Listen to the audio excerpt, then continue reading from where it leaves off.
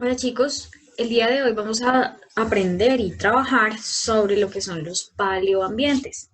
Paleo quiere decir antiguos y ambientes quiere decir esas interacciones de los factores bióticos y abióticos que hay en un lugar.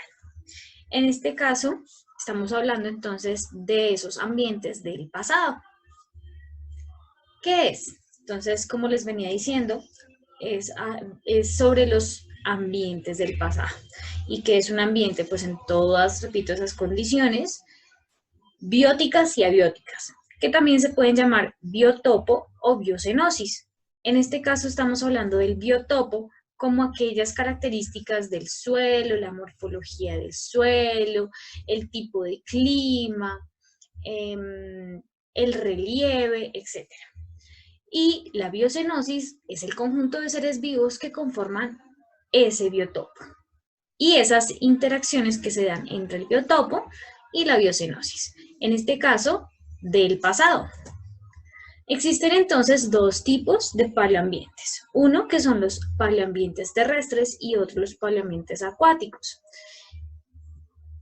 Un ejemplo de un paleoambiente podemos ver esta imagen, en donde encontramos diferentes especies que ya, por ejemplo, han dejado de existir o han cambiado, es decir, han evolucionado de acuerdo también a las características del ambiente. Entonces tenemos, por ejemplo, acá el mamut, y este sería un tipo de paleoambiente actual, es decir, del Cenozoico.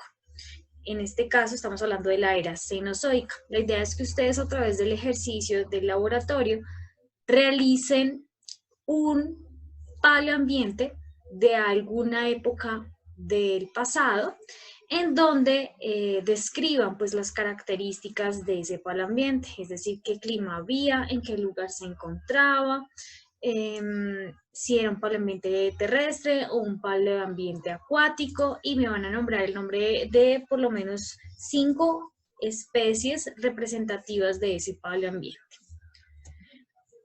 Aquí hay otro paleoambiente, en este caso recuerden que estamos hablando de lugares pantanosos, los primeros tipos de bosques pantanosos que se formaban en el planeta Tierra, y los insectos grandísimos que existían por ese momento en el Ordovícico, y también los primeros marsupiales. En este caso, entonces, tenemos también aquí la evolución de los dinosaurios en aves.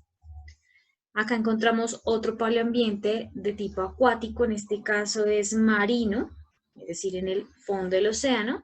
Aquí encontramos un tipo de organismo que se le llaman los crinoideos, que fueron los que dieron origen a las medusas y a los pólipos, como también a parte de los animales vertebrados.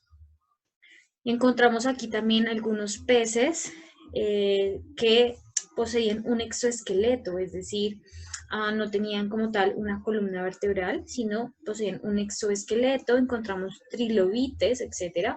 Entonces debemos también tener en cuenta cuáles son esos organismos presentes y de qué época. Tenemos entonces acá un paleoambiente del